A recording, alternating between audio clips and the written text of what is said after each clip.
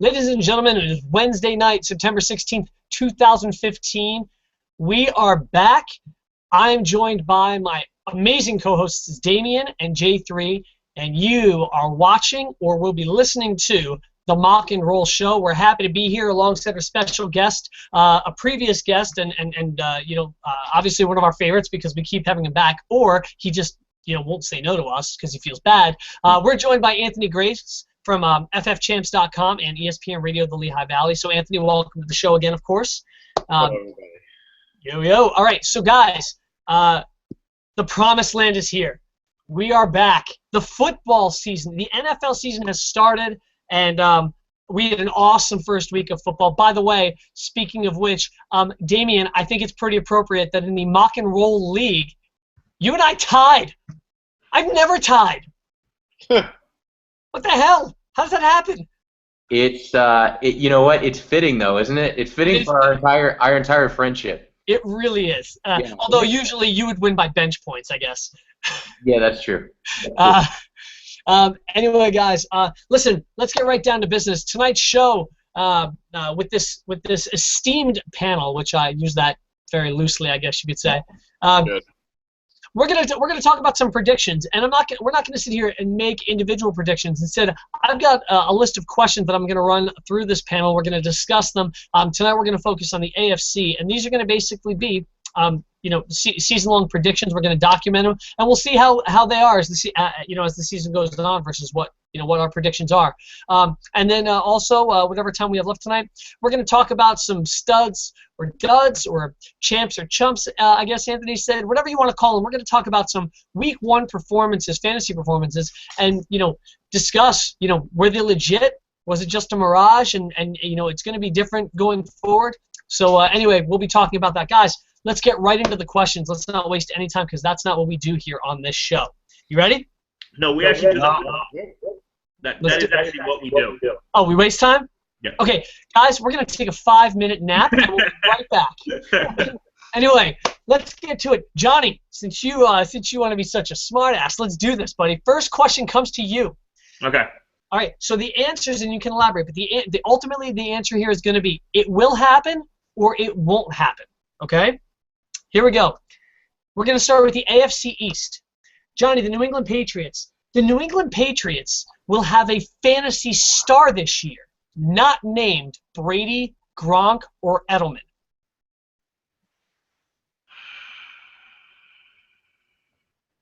No.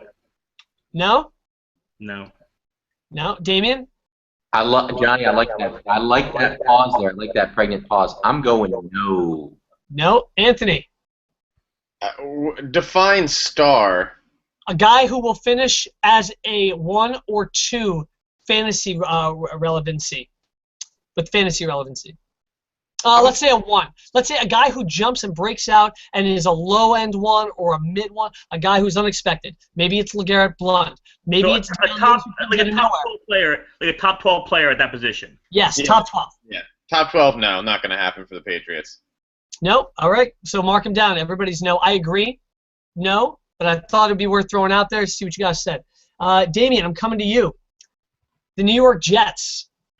Brandon Marshall will be a top 20 fantasy receiver this season. It will happen or it won't happen. It will happen. He is going to get a ton of targets. He still can play. He showed it week 1. He's always been legit. I think his quarterback is terrible.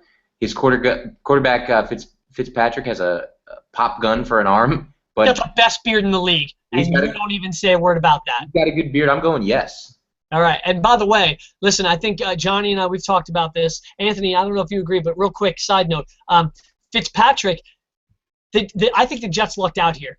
I know nobody, they don't want to say, oh, my bad on Geno Smith, but Fitzpatrick is the better option under center for that team, especially when you're talking about throwing the ball, two guys like Brandon Marshall and Eric Decker. I think Geno Smith is definitely the weaker option of the two. Damien disagrees. Johnny?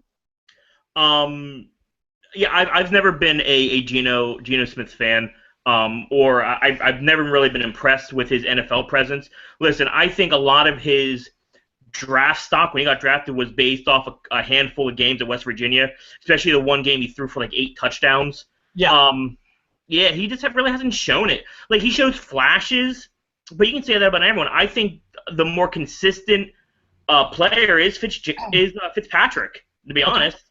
All right. And Johnny, it will happen or it won't happen with Marshall?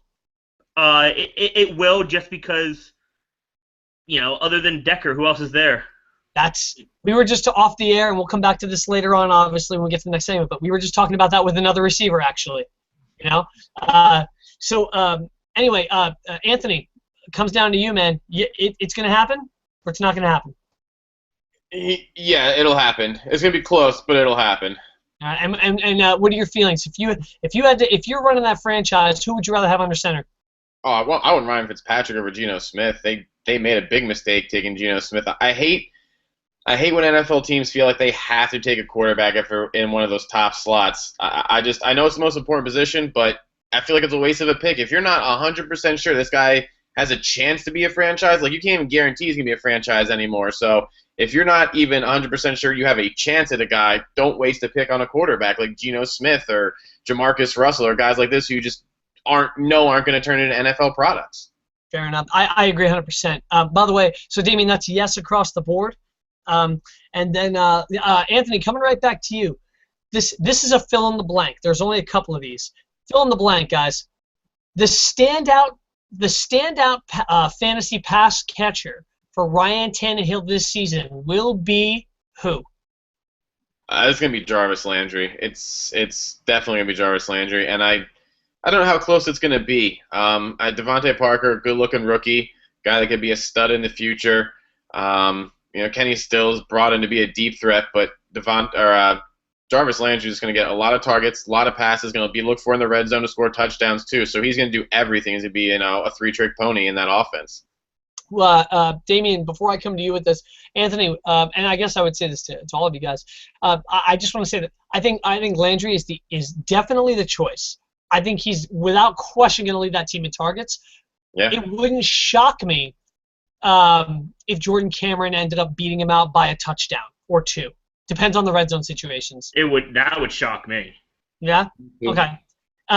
Damien, are you going with Jarvis Landry as well? Yeah, this is an easy call. I don't even think I have to say anything about it. It's Landry all day. Damien? Or Johnny? Yeah, it's Landry. And just to comment on your Jordan Cameron thing, I think Jordan Cameron's going to be good, but there's way too many talented wide receivers there for Jordan Cameron to even come close to Landry. I think in order, I think it's going to be Landry, probably Landry. Who else is there? Stills, Parker, then Cameron. I'd say Landry, then Lamar Miller. Oh, yeah, maybe Miller. Yeah, maybe Miller. All right, Johnny, coming back to you. So everybody has Jarvis Landry there. Mm-hmm. Johnny, here we go. It will happen or it won't happen. LaShawn McCoy will finish this season with 1,600-plus all-purpose yards. All-purpose. No, and I think that's going to be because I think he's going to get injured. I don't think he plays all 16 games. Okay. Anthony? I'm going to say he does it. I know there's a risk. He definitely does. What? Would you say he does or he doesn't? Oh, no, I say he does. I say yes, he passes 1,600 all-purpose yards. I know it's going to be close. He's done it in a lot of the seasons he's played, and if not, he's come real close in that 1,500 area. So I think he can do it if he stays healthy. Again, that's the biggest concern. But if he stays healthy, he can definitely do that the way he's going to be using that offense by Rex Ryan. Damien? I don't think he gets to 1,300. I don't believe in him in that offense. I think the talent is he still has some flashes. I think it's starting to decline. I think the better running back on that team right now is Carlos Williams. Okay. All right. Well, now hold on, Johnny. I see a fist bump. Is that Florida State guy? You know it, man. Go back to your corner. All right. My way in on this. I don't think he does. I think it's going to be close. I'm not as down as Damien. I'm gonna sit right around like 14 between 14 and 1,500. I think he's gonna finish. I think he's gonna be close. I do think he's gonna have injury issues. We'll see how much they play. Damien, I'm coming right back to you. Let's go over to the AFC West and the Kansas City Chiefs. The Kansas City Chiefs will have a wide receiver with 5 or more touchdowns this season. Now, keep in mind, they haven't had a wide receiver catch a touchdown since 2013. Oh, yeah, definitely. I think Macklin, I don't think he'll get to 10, but I definitely think he'll get above 5. I could see 7, I could see 8, I could see 9. I think Macklin's going to have, if he can stay healthy, that's always a big question for Macklin. If he can stay healthy, he's going to have a nice year there. I'm going to say yes. Okay. I also, by the way, say yes, and I think it's going to be upwards of 8, 9 touchdowns for him. I think he's going to be the difference maker finally at that position. Anthony? Yeah, no doubt about it. Jeremy Macklin has more than 5. I think he's real close to double digits as well. 9, maybe he gets to 10 this year. And John? I'm going to say yes, and I'll take it one step further. I think the Chiefs are going to have 3 players on that team with double-digit touchdowns receiving. Wow. Charles, Kelsey, Macklin. Alex Smith loves you right now and thanks you for your contribution. That's a scary offense. It is. It is. Agreed. Anthony, I'm going to kick over to you, buddy, staying in the AFC West here. The Oakland Raiders. Derek Carr will finish this season as a top 15 quarterback. Now, I have this question here before the injury, okay, and I understand that that's going to play a factor. I'm still going to stand by that question because they're not sure how much time he's actually going to miss. It could be 1 game. It could be 0 games. But do you think that Derek Carr, with Amari Cooper and the guys he's got there, you think he finishes the top 15?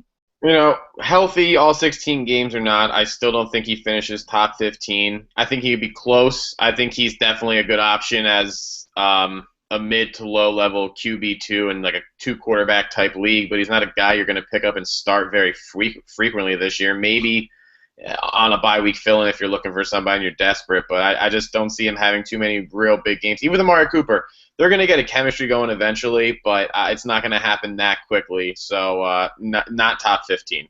Okay. Johnny? 15, yes. Oh, wait. You said games. What was the question? The question is will he finish as a top 15 quarterback?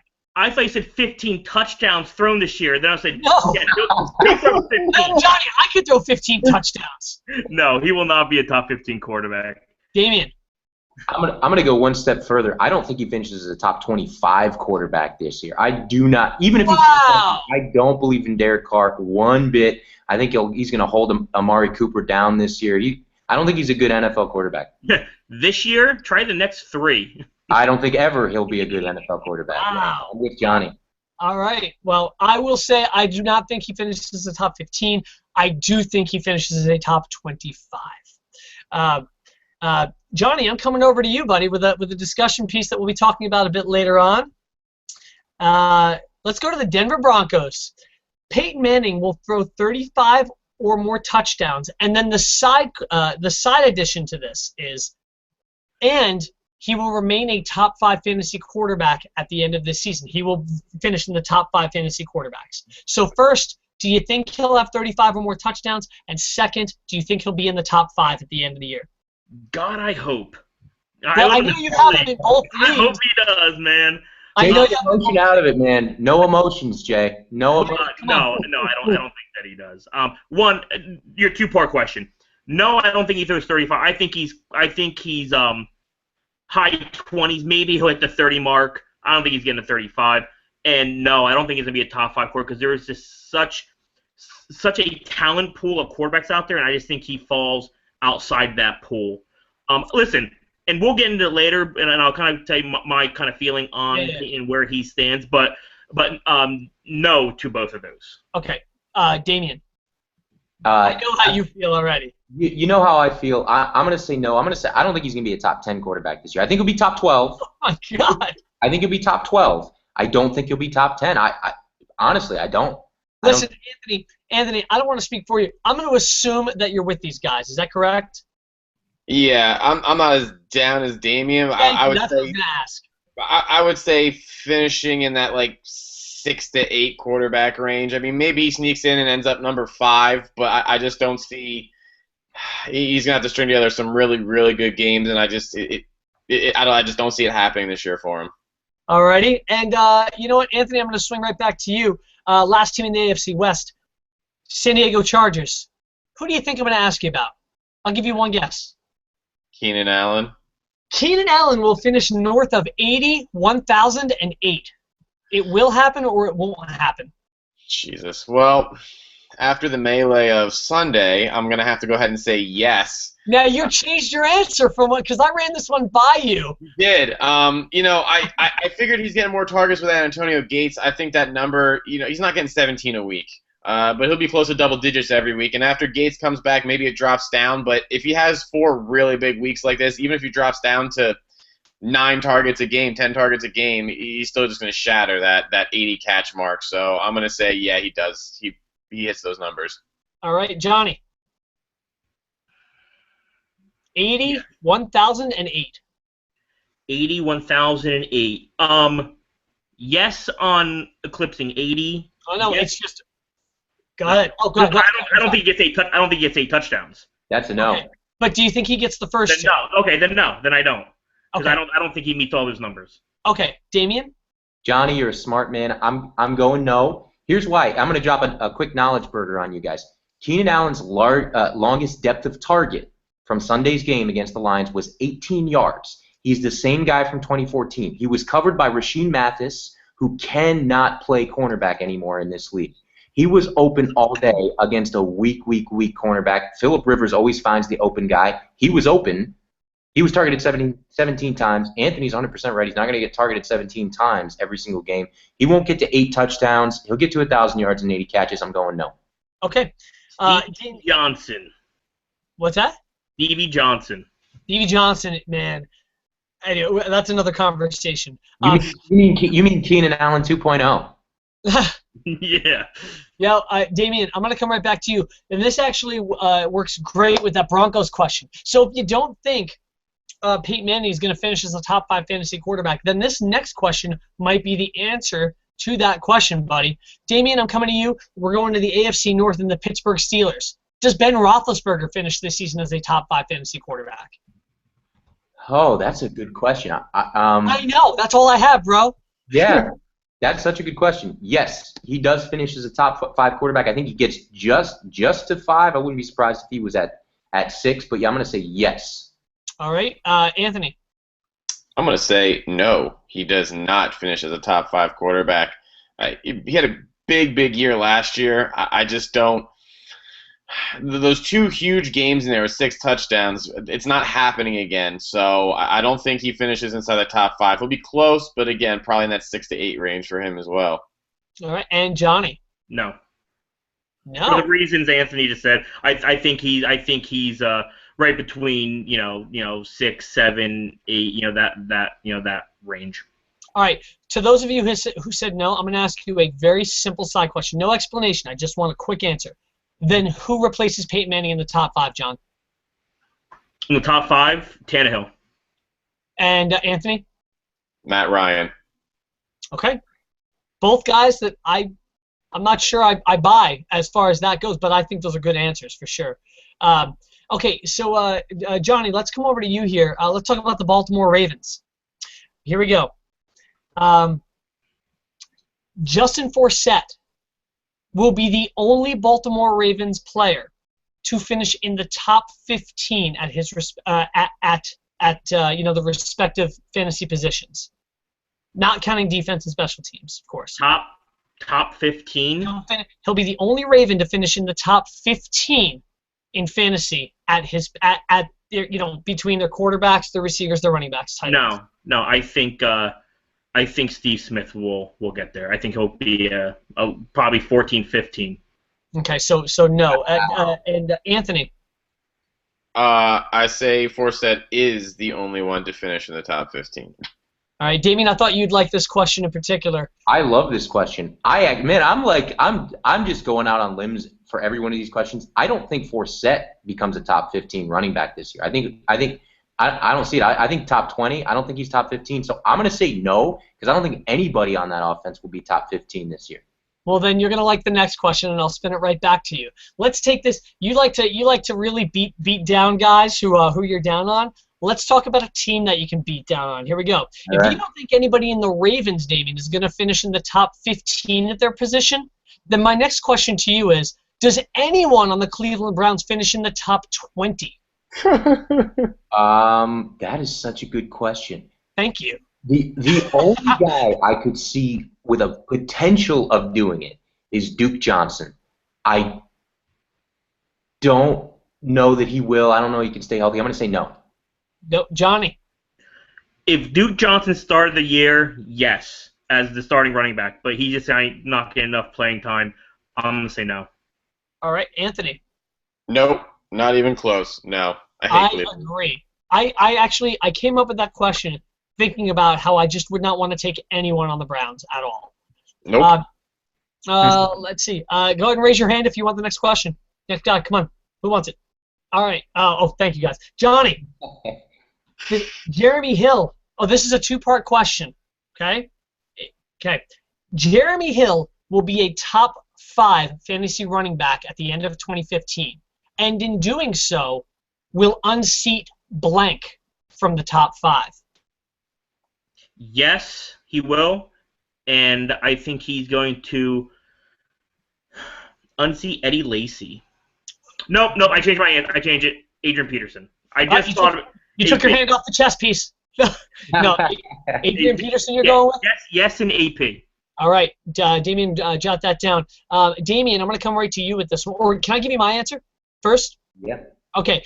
Yes, Jeremy Hill is in, and he unseats Marshawn Lynch. Damien. You're a smart man. You took my exact answer. Good. And Anthony, I know you feel the same way? I do. Yeah, he will. He will be in that top 5 next year and this year, and he'll be in that top 5 next year. And I say Lynch too, but I think Adrian Peterson's the second choice. I think they're both one of those two guys for sure, but I'm going to lean towards Lynch right now. All right. So, Damien, that question I came up with thinking about your keeper and how valuable I thought he is. So, all right, last division, and then next week we'll talk about the NFC. Damien, I will start with you here. The Houston Texans. Arian Foster still finds a way to finish this season as a top 10 running back by the end of the year. He won't do it by the end of the year if you're looking at total points. Yes, I am. Okay, if you're looking at total points, no. Week to week when he comes back and he's healthy, yes. No, I'm saying at the end of this season. Well, he statistically is not possible because he's not going to come back until week 4 or 5. Just throwing it out there. Yeah.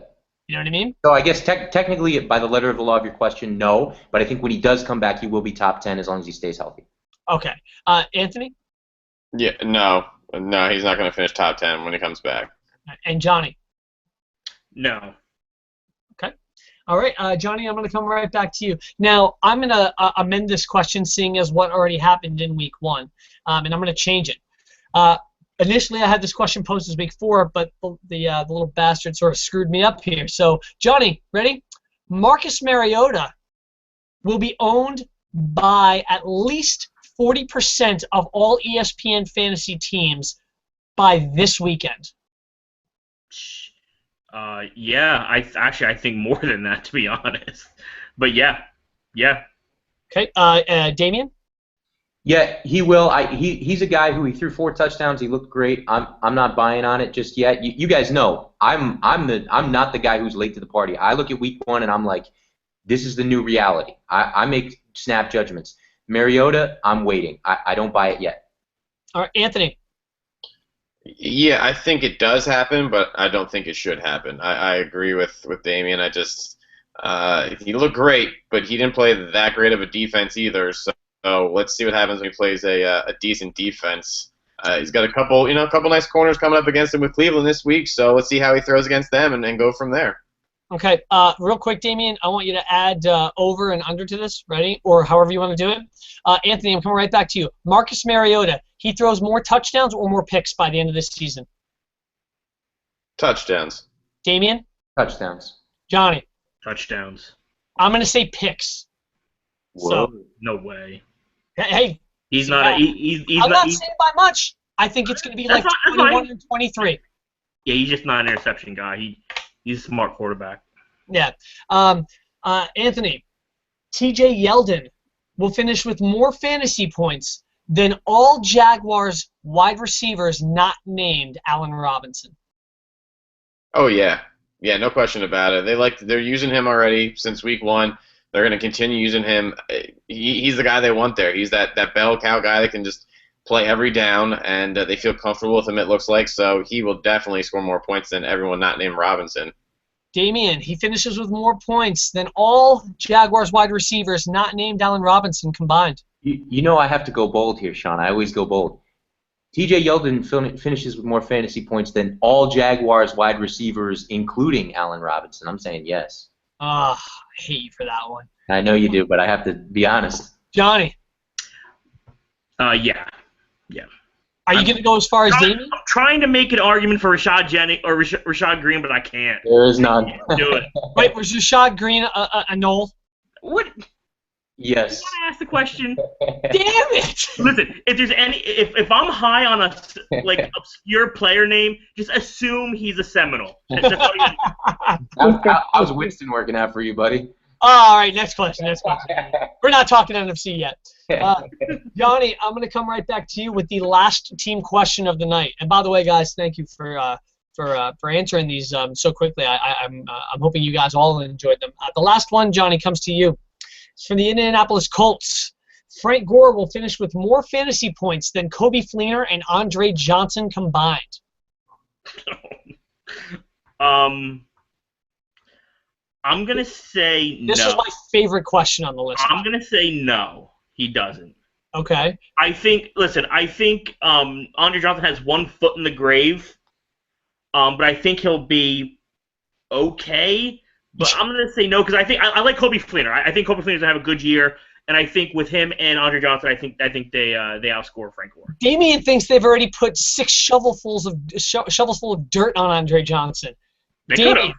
Damian, Gore outscores both of them combined. I'm gonna say yes. I don't like any of those 3 players. I don't hate Gore. Wait a second. Yeah. Johnny, what did he just say? Can you repeat that for me? Because I don't think I understood him. Listen, you know how I feel. NFL not for long league. You know how I feel.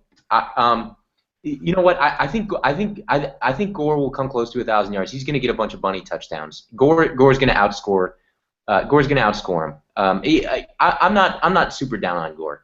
I'm just not as high on him as I was in the beginning. Yeah, you traded the hell out of your draft picks to trade up for the guy. I react to what I see on the field. It's just Gore will outscore him. All right, Anthony. I definitely think Gore does this. I think Andre Johnson will have a decent year.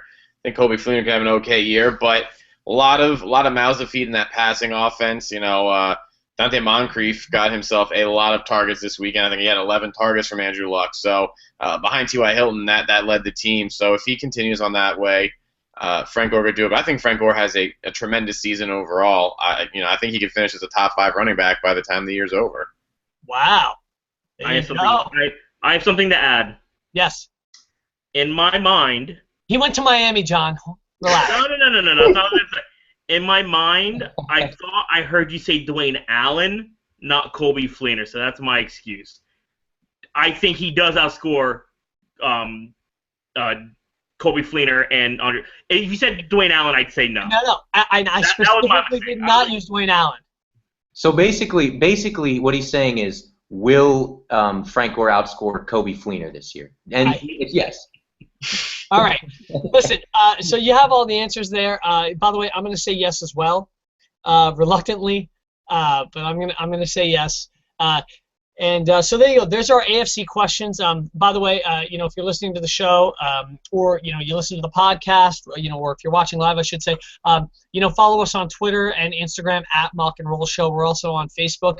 Let us know your thoughts. If you disagree or you agree, please send us your thoughts. We can talk about them next week, and we'd love to get some feedback from our listeners. Anyway, let's talk about some studs, duds, champs, chumps. However you want to do it. But I'm going to throw a player out to you guys, and I've got 5 here that I'd like to get through, if possible. And basically, I'm going to throw you a guy, I'm going to throw you some stats, and I want to know, is this a preview of what's to come, or was this just 1 week set? You know what I mean? So here we go. Anthony, this seems to be a hot debate between us off the air. So I'm going to start with you. All right.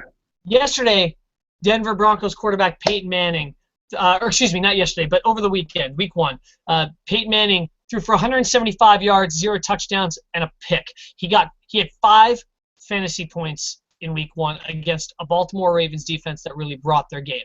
My question to you is this the kind of destruction of Peyton Manning we're going to see throughout the season, or is it going to get better?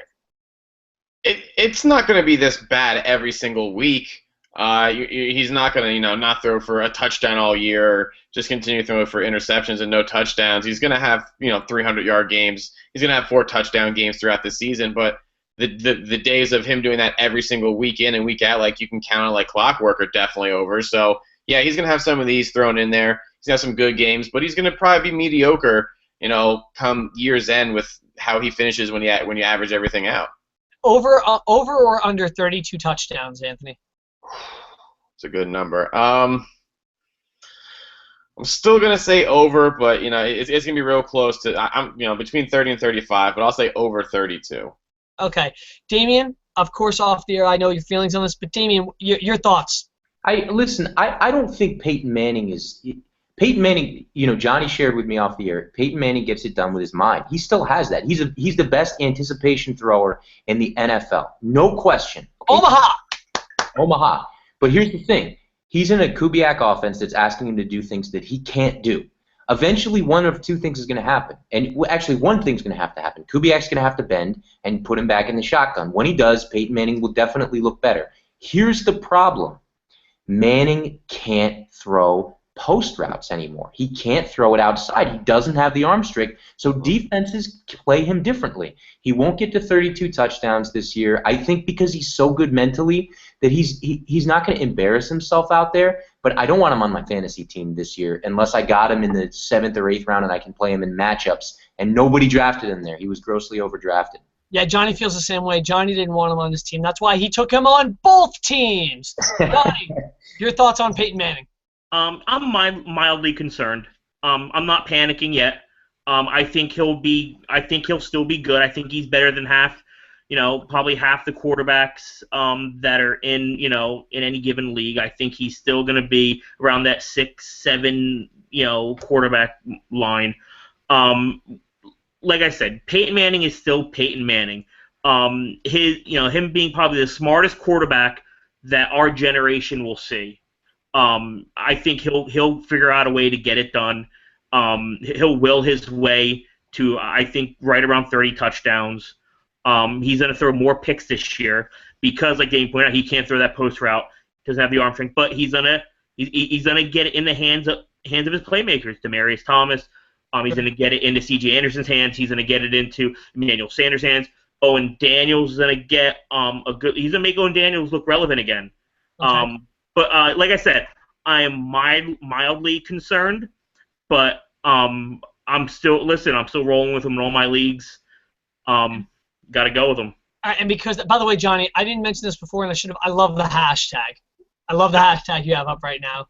Do you smell what Delvin is cooking? So, real quick, guys. Can I say one more thing? One more thing on Manning? Just yes. Real quick. I think that there is I don't want to use the expression non-zero because everybody uses that. I think there's a greater than 10% and lower than definitely 50% chance that Peyton Manning is legitimately done right now. That he's done. He can't do it anymore. Okay, I just want to say this, Johnny. I'm not going to ask you this question because you own him. Okay, so. Okay, so Damien and Anthony, again, real quick hit. You're holding or you're selling Peyton Manning if you have him on your team, Damien? I mean, if I can get anything for him, I'm selling him. The guy has value. There's no question. Yeah, if I can trade him for Tannehill and somebody does that straight up, done instantly. Yeah. Anthony, holding or selling? Yeah, I mean, if I can get tremendous value right now, I'd get rid of him. But if not, I might hold on to him for another week or two. Hope he has a big explosion in one of these games. 350 yards and 4 touchdowns. That's what and then sell him hot right then. That's it. You never sell. If I have the chance, I'm selling him hot. Yeah, you never sell them. One more thing, Sean. I would take Carson Palmer over Peyton Manning rest of the year. Honestly. I'm starting Carson Palmer this week in John's league. Yeah. So, anyway. Which, by the way, we'll talk about that off the air. I have some advice questions for you guys. But anyway, Let's move on to the next guy on this list. So playing against a San Francisco offense and defense that really surprised a lot of people. My question, and Damian, I'm going to start with you on this one. Teddy Bridgewater threw for 231, no touchdowns, 1 pick. He also rushed 3 times for 16 yards and finished with 8 fantasy points in ESPN standard leagues. Your thoughts on Teddy Bridgewater and his performance? Are you expecting bigger things from him, or do you think this is what you're going to get this year with the Vikings? Yeah, I get the rep as the guy who makes the judgments after week 1, but as I said, I make judgments only where I think I see them. I love Teddy Bridgewater. I'm not concerned at all about this performance. To me, this did not speak to the Vikings have a problem at center, and they lost Phil Lodehill. They have a problem in the offensive line. This did not speak to Teddy Bridgewater. I love Teddy Bridgewater. He's going to put up some numbers this year. He's not a great fantasy quarterback because they have Peterson. I don't want him starting on my fantasy team. He's a great quarterback. This was all about the San Francisco 49ers. Teddy Bridgewater and the Minnesota Vikings ran into a freaking buzzsaw in San Francisco. This was not Bridgewater. I love Bridgewater. I'm not worried at all about Bridgewater. Johnny. I disagree with Damian. Teddy Bridgewater is not a great quarterback. I think he is a middle-of-the-road quarterback. I think that team is going to end up last in that division. I am not a big component of their weapons. I'm just not a big. Listen, Peterson is Peterson. We'll see what he does. He had a bad game. I'm chalking that up to just knocking the rust off. I think he'll be better. Again, not take anything away from the 49ers. They played a great game. Yep. However, I don't like his weapon. I don't like Mike Wallace. Again, I think he's getting up there. I think you've seen the best Mike Wallace you're going to ever see. I don't think you're going to see a 1,000-yard receiver out of him. Charles Johnson, okay. Kyle Rudolph, again, we've been saying for the last 5 years, Kyle Rudolph, this is his year. He's just never, I don't know. I like their defense. I think their defense is going to keep them a lot of games. I think Teddy Bridgewater, he's not a bad quarterback, but he's definitely not a great quarterback. I'm not going to ask who you like more. I'm going to ask who you like less. Who do you like less? Teddy Bridgewater or Derek Carr? Who, me? Yep. Carr. Okay. Anthony, your thoughts? Yeah, I'm not worried about Teddy Bridgewater. I think he's going to be okay. 230 some odd yards and no touchdowns and a pick isn't anything great, but you have a lot to improve on. I mean, Adrian Peterson didn't do anything either in that game. Are we going to panic about him? No.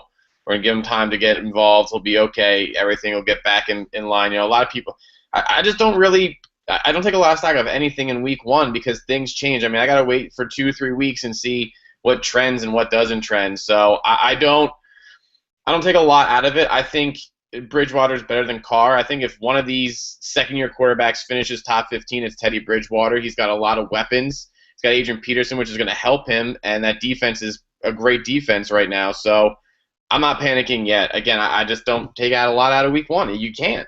All right. So I just want to say we could have a completely separate show dedicated to Johnny and I sitting back with beer and popcorn and watching Damian and Anthony duke it out. Week 1 matters versus week 1's not that important, but that's another discussion. Anyway, I just want to say that I'm fine with Teddy Bridgewater. I'm not scared. And I don't think he finishes top 15, but I do think he finishes comfortably in the top 20 this season.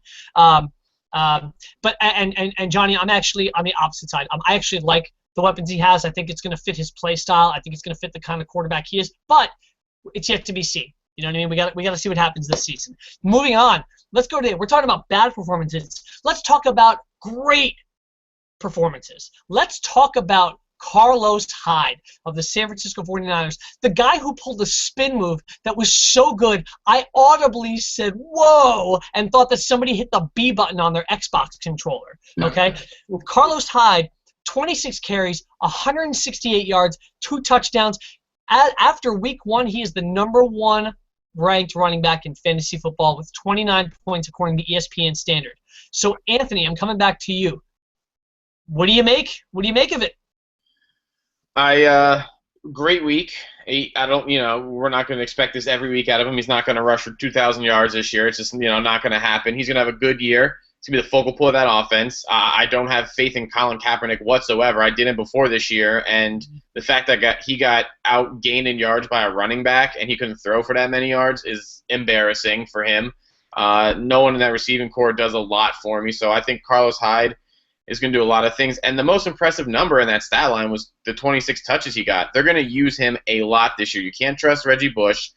Jared Haynes going to come in and be a change of pace guy every once in a while because he has that electric speed and explosive playmaking ability. But I mean, Carlos Hyde is going to touch the ball over 20 times a game, no question about it. I think they're going to mention more times per game that Jared Hayne was a legendary rugby player than there are going to be touches for Jared Hayne. Anthony, by the way, if you guys watched that broadcast, they must have said that every series, even when he wasn't on the field.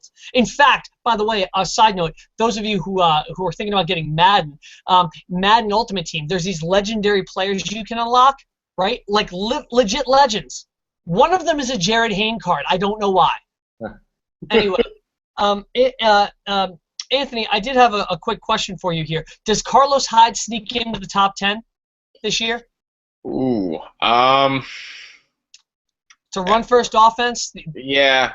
I could see that. I don't think he does. I could see it. If it happens, I won't be shocked, but I don't think he does. I think he's more in that, like, 12 to 15 range when the year finishes out. Okay. Damien, I'm going to come to you last. Johnny, Carlos Hyde. Listen, he looked like a man running the ball. This is the best. Wait, to be fair, we had fact checkers come on before the show, and they did confirm he is actually a man. But go ahead. He is. I think this is the best Carlos Hyde we've seen. I think he was Monday night was the best we've seen him. He ran with purpose. He ran with vision. We didn't see that. You know, we saw flashes of it last year, but this is the game he put it all together. I'm gonna say yes. He's going to be a top 10 running back at the end of the year. Is this the best game he has all year? No. Do you think he has more than one 200-yard game? I don't know if I'd all purpose. Yeah. No. Not pure rushing. Okay. I think he may have one. He might sneak one in there against a lesser defense. But I can definitely see him getting a couple games over 200 all-purpose yards. Mm-hmm. Especially because the wide receivers on that team are not good. You know, Vernon Davis looked okay. That's going to help him out a little bit, but I think they're going to keep him in a block. And go ahead. I think Hyde is the real deal. He looked really good, and that Vikings defense is not a slouch defense. They're a good defense. They're probably a top 12 defense, maybe. Not after this week, but I think on paper, I think preseason they were. I just want to say, you make some interesting points there, John. The one thing I do want to say, and Damien, I guess I'll come to you with this. I'm going to make a statement here, Damien, before I ask you about Carlos Hyde. And I want you to tell me if this is true or false. Okay, as a blanket. I know we can talk about the individual players. Okay. The lack of production, if we're looking into the future for this season, the lack of production for guys like Torrey Smith, who is still very young and talented, and a guy like Vernon Davis, who is young and fairly young and very talented, has less to do with them not being talented and more to do with Colin Kaepernick being the quarterback. True or false? Yeah, that's absolutely true, and that comes to my point on Carlos Hyde. And listen, I was the biggest Carlos Hyde supporter. I fought many battles on Twitter about him. He's my keeper in our league. I'm not going to go crazy over the guy. I do think that he's probably a top 10 running back moving forward. I think that probably this performance is the best he's going to do. He might do another one like this. Here's the thing with Carlos Hyde. If you are excited about Carlos Hyde, his talent. I mean, who would you put ahead of Carlos Hyde at this point? Peterson, Charles, Bell, maybe two others. It's not the talent that scares you off Carlos Hyde. And now it's not anything that scares you off Carlos Hyde, because guess why? The best thing that happened to Carlos Hyde was Reggie Bush going down, and that team seeing Carlos Hyde can catch passes. Carlos Hyde will be in on third downs many times. The Niners are not going to win every game this year. They're not going to always have good game scripts. What is going to make Carlos Hyde a top 10 running back is the fact that he's now going to have an opportunity to catch passes even when the Niners are behind. Probably helps that line looks surprisingly dominant for everything they lost on that offensive line. Damien, I'm going to come back to you with the next player on my list, a guy who threw for 226 yards, 1 touchdown, which was shocking considering he played against a defense that ranked 32nd amongst defenses versus fantasy quarterbacks last season. For most people, this was a very underwhelming performance when he finished with 11 points in standard leagues. So my question for you, Damien, is what do you make of Ryan Tannehill? Yeah, I think Ryan Tannehill is what there was the possibility at the start of the season that Ryan Tannehill could ascend to be a top 5 quarterback. I don't think that possibility is completely off the table, but I wouldn't put any money on it. I think Ryan Tannehill is a nice fantasy quarterback because he's going to be nice and consistent for you every week. The defense is going to get him the ball. Tannehill is, to me, is a top 10 quarterback. I do not think that he's going to break into the top 5. He's not going to be a week winner for you in fantasy because Joe Philbin is super conservative. That is a death by cuts offense. That's why I love Jarvis Landry. It's just dink and dunk, dink and dunk. Lamar Miller didn't have a great first week. Lamar Miller is going to beast this year. Dink and dunk, dink and dunk. He's going to be top 10, not top 5. He's solid, not a world beater. Anthony. Yeah, I wouldn't say top 5. I think that would be going a little bit too far at this point. I think top 10 is a good place to put him. He's like Damien said, he's very good at what he does. He's not going to turn the ball over. He's going to be very smart. That dink and dunk really does help him now. I think when this offense, there's a lot of new pieces, so when they all totally gel, you're going to see some bigger games out of him. He's going to have some 300-yard, 350-yard games, multi-touchdown, 3-4 touchdown games, but not top 5 this year. I can see him finishing in the top 10. Any higher than 8 would be a surprise to me. And finally, John. Yeah, I'm gonna kind of piggyback on what they said. I'm not really too worried about him. Top 10 quarterback. Again, not gonna kill anyone. He's gonna be okay. He's gonna get the job done for you. If you have him as your starter. But again, yeah, he's not gonna win you weeks, but he's not gonna lose you weeks either. Alrighty. I think Tannehill's going to be just fine. I think he's going to be very solid. They brought in plenty of weapons for him, and he's surrounded with a lot of. He's a smart quarterback. He's got talent. Yes, it was against the defense that allowed the most points to quarterbacks per game last season. But you got to start somewhere. It's still a new offense. It's still a new system. Yes, it's Joe Philbin's system. But I'm saying, he has different weapons this year, so I'm curious to see what happens. I think he'll do just fine. I don't think this is going to be the typical game. I don't think it's going to be 226-2. I think it's more likely that you're going to see 275 to 300 and 2 touchdowns, 2.5 touchdowns a game from him. Just my opinion. But I also think you might get a pick in there. Anyway, let's move on to the last guy I have on this list here, and that is going to be Jacksonville Jaguars wide receiver Allen Robinson. So many people were on the hype train. I think more people were on that hype train coming into this season than Damien is currently on about Christine Michael. That's another conversation. I had to get that in there. But Johnny's like, don't even start. Don't go there, man. Anyway, so let's talk about Allen Robinson. For everything that we talked about before the draft, guy had 1 catch for 27 yards, and that's it. Damien, what do you make? There's 2 problems with Allen Robinson, and Can I say one more stat? There's one more stat. I'm sorry, I didn't mean to cut you off, but that is not even the most important stat about that game. Neither of those stats. You know what the most important stat is, Damien? He had 6 targets, which was 3rd on the team, and not even half as much as Johnny's boy Rashad Green. He finished with 2 points. Leaper, baby. Yeah, here's the thing. The problem with Allen Robinson, and listen, a lot of smart people, a lot smart people said this was going to be his breakout year. I know, there's people in the camp, don't overreact to week 1. There are 2 problems, in my opinion, with Allen Robinson. Okay, the first problem with Allen Robinson is that he doesn't separate very well. Okay, he's more like Brandon Marshall. He doesn't get a lot of separation. So it's tough when you have a quarterback like Blake Bortles. Bortles doesn't read the field very well. And you have a wide receiver who you just have to throw the ball up to.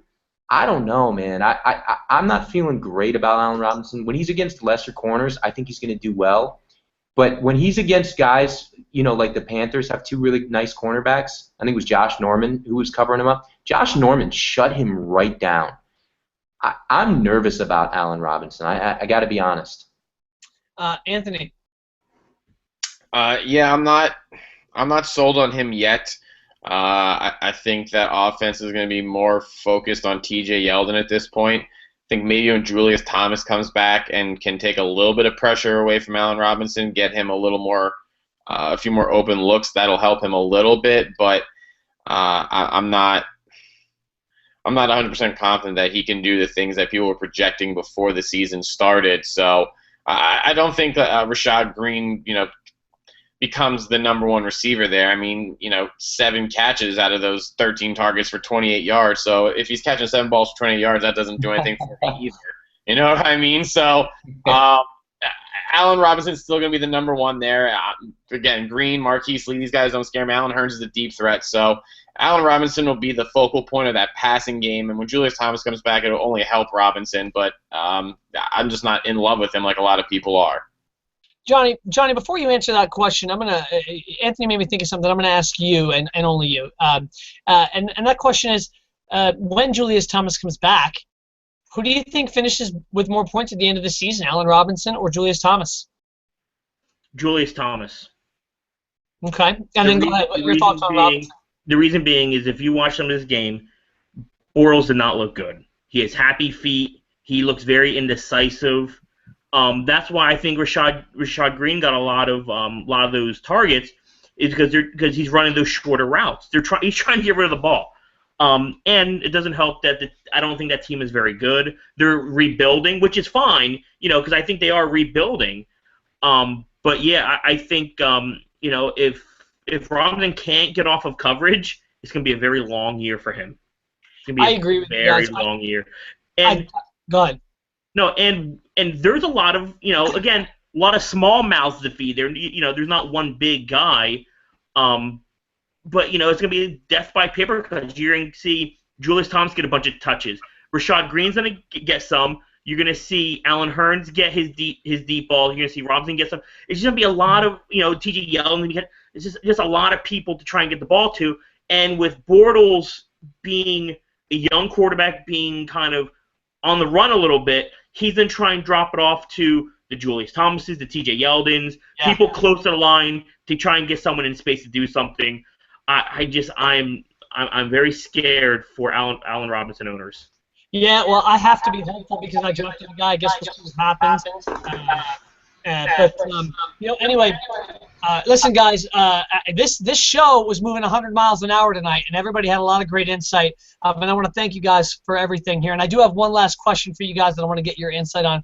But everybody, tune in next week, of course, to the Mock and Roll Show. We're going to answer the hot questions I have for the NFC. We're going to go through 16 teams, 16 question and answers. And then, of course, we're going to do some more studs and duds based on what happens in Week 2. My final question before we wrap up this week's show, guys, is this. And I'm going to need numbers from you guys. Damien, get your pen ready. Anthony, I'm going to start with you.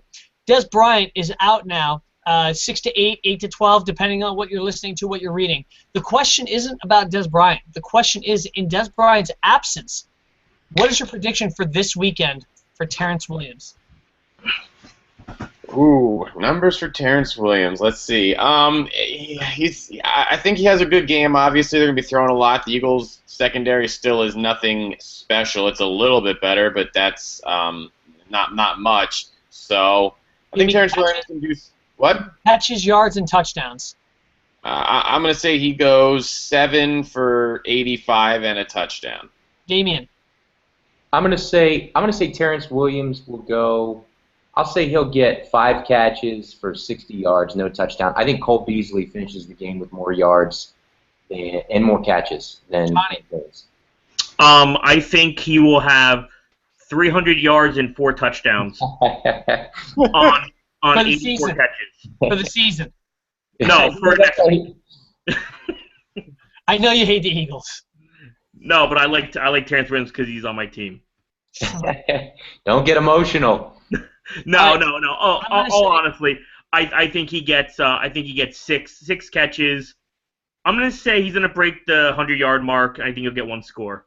Johnny. And it'll be one long score. Johnny. Dude, it's like you read my mind. My prediction is 6-105 and a touch. Yep. So anyway, Anthony, thank you once again for coming on the show. We're going to have you back again. I hope you had a good time, man. What did you think of the questions? I liked it. I think it was a lot of fun. Little fun rapid fire. Some stuff that was kind of far-fetched, but some stuff that really made you think too. So it was fun in every respect. I liked it a lot. Good. Thank you again. We're going to be on the air at this new time every week, 9 o'clock on the East Coast, Wednesday nights. Check out the podcast. It should be up by tomorrow morning, hopefully, on iTunes. So make sure you go to iTunes and subscribe. Follow us on Instagram and Twitter at Mock and Roll Show. And hey, football season's back, and you know what that means? It's time for you to win some money. Go to DraftKings.com right now and get into a free game. Use the promo code MOCKROLL, MOCKROLL, and get your free play at DraftKings.com. Win some cash. On behalf of myself, Damian, and J3, we want to thank Anthony once again for being on the show, and thank you to all of our listeners and viewers. We'll see you next week right here on the Mock and Roll Show.